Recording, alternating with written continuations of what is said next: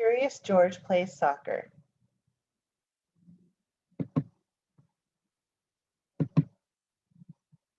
Written by Monica Perez. Illustrated in the style of H.A. Ray by Anna Grossnickel-Heinz.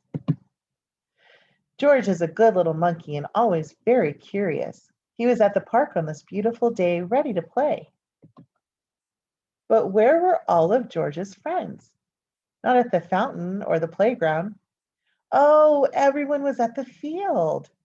George watched for a moment. His good friend Gracie was there. The children were playing a game with a ball and a big net. George wanted to play too. As soon as the ball passed near him, George ran after it. He ducked under a player's leg and grabbed the ball. Then he threw it into the nearby net. It made it in. George jumped in excitement. But no one else was excited. George, Gracie said, shaking her head, soccer has rules. The most important one is that you can't touch the ball with your hands if you're not the goalie. George watched the rest of the game from a bench. When it was over, Gracie and the coach came by. I'm Coach Sandy, the woman said. Why don't you come to soccer camp at the rec center? It starts tomorrow. We'll teach you everything you need to know to play soccer. Hooray! It was lucky that George had to wait only one day. Then he could get as good as Gracie, who had scored 2 points for her team. The man with the yellow hat dropped George off at the rec center the next morning with his own soccer ball and a water bottle. George waved to Gracie, who was lining up with some of the older players. George was ready to play, and this time he knew to kick the ball instead of throw. But before they played a game, George's group practiced their skills. Coach Sandy called them drills. They dribbled around the cones on the ground.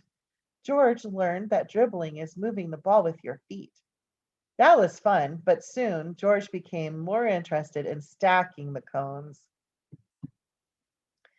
After snack, George and his teammates practiced kicking the ball back and forth with a partner.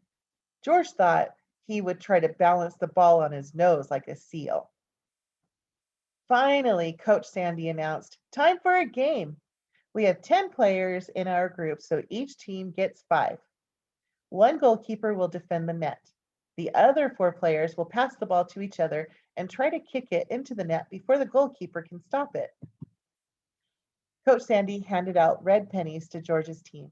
He put one on. George wanted to be goalie so he could touch the ball with his hands, but Mia played the goalie this time.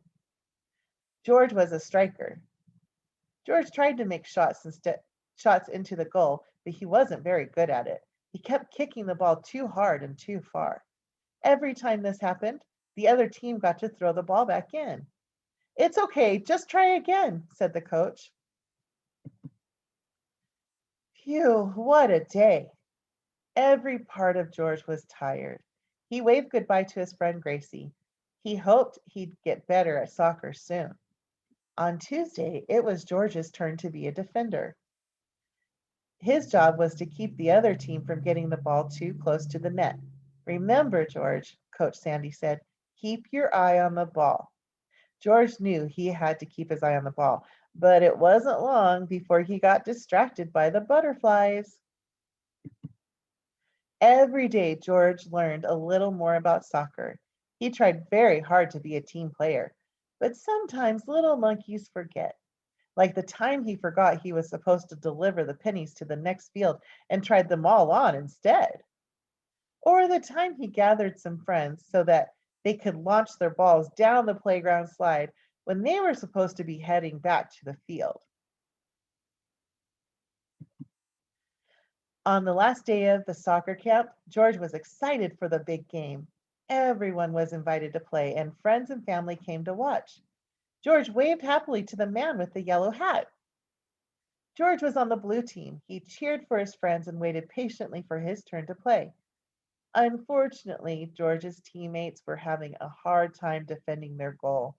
The yellow teams scored 3 times. The blue team's goalie, Isaac, was ready for a break. The coach asked for a volunteer to replace him. George jumped as high as he could. The coach chose him. George took up his position in front of the net. This time, George didn't get distracted, and he didn't get bored. Instead, he played like only a monkey can, and he stopped goal after goal after goal. The final score was close. The yellow team won 3-2, but George was the blue team's hero of the day.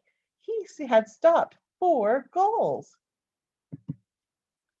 So, what do you think of soccer now? Gracie asked George the next day at the park.